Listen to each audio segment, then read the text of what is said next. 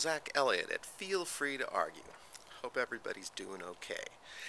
Me, myself, I'm kind of getting increasingly irritated at the coverage of Julian Assange and the whole WikiLeaks thing. It's not just that you have all these, spineless political figures calling for various forms of dismemberment on Assange. And the media is joining in as well. But it's amazing that now the Swedish government is involved when they are bringing up these claims that they interviewed him about, dismissed, and now are bringing up again.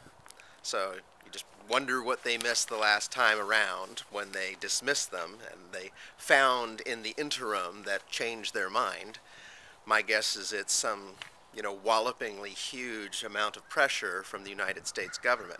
But, motivations of all these governments aside, the thing that continues to bother me most is the cringing state-supported toadyism, state-supporting toadyism of the American news media, which, oh, Julian Assange is a dangerous pervert? You want us to print that? Okay, well, oh, and that he's on the run from, he's the most wanted man in all of Europe? What do you want us to say about him? What do you want us to say to malign his character and make him seem like, he's a sleazy person? And of course, they wouldn't be doing this if it wasn't for the fact that WikiLeaks has filled the vacuum created by the death of the American watchdog function in terms of our media. I mean, if people felt that the American media was a reliable place to disseminate damaging information about authorities, they would continue to go to the media because they're familiar with it. But the media, the one thing it does realize about WikiLeaks is that it is impinging on territory that used to belong to it. That WikiLeaks gets information from informants that used to go to the media to release their, well, what would they used to be called? News stories, exclusives? But as Jay Rosen points out, a media analyst, the watchdog function of the American media, it's died. WikiLeaks is what we have in its place. It may not be perfect, but at least it's doing something. And as Glenn Greenwald points out, it's really funny to watch people argue, out of one side of their mouth that we can carry on and there's nothing to see here and it's not a big deal. And on the other side of their mouth that, Julian Assange is a war criminal or a terrorist and he deserves to be killed or shot or whatever. But just to get the record straight, what Julian Assange is accused of, by everyone's account, at least, started as consensual sex. There are two women making separate claims. One of them, I think, relates, if I read the complaint properly, to wanting sex to continue after it was clear that a condom had broke, and one of them has to do with wanting sex to continue after a condom, I think, had fallen off. So,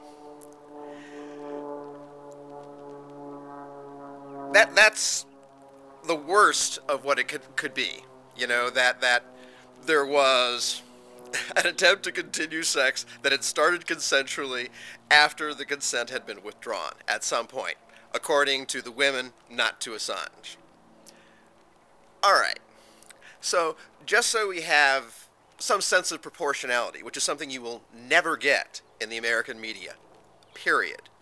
Let us look at just a brief survey of some of the revelations that have come out due to the WikiLeaks info bombs for Iran, Iraq, and for Iraq and for Afghanistan, and now the diplomatic cables.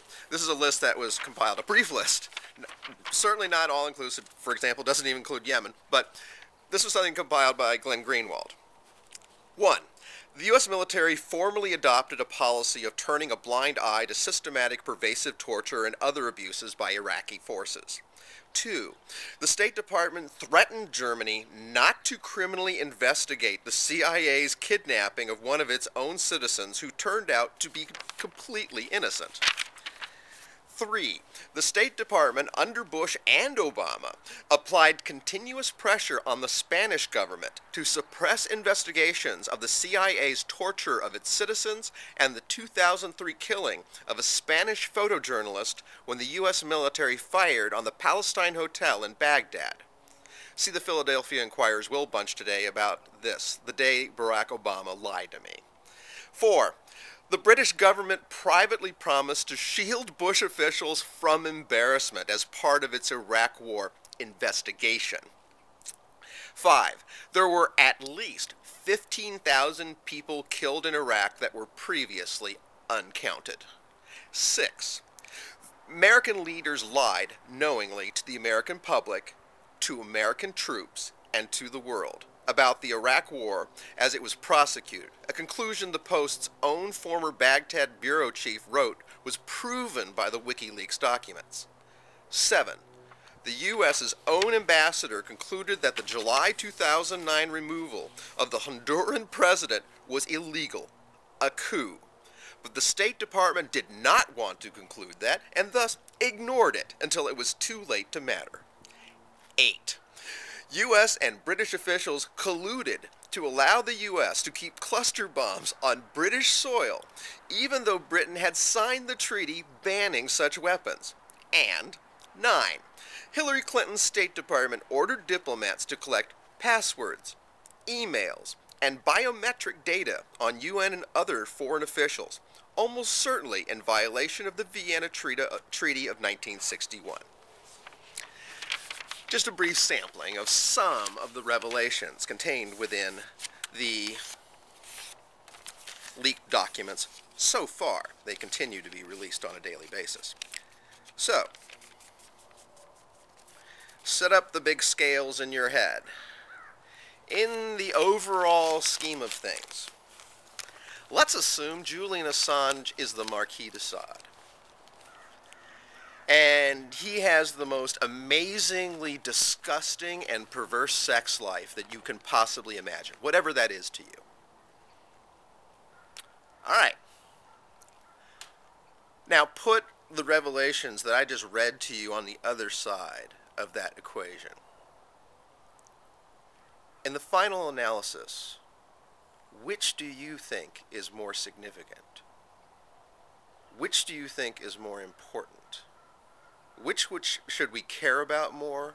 Which should we be hearing about more? What should the media be telling us about? And what do they tell us about? And what does that tell us about what they think of us? Some things to think about on this gray day. It's been Zach Elliott, and you can certainly feel free to argue.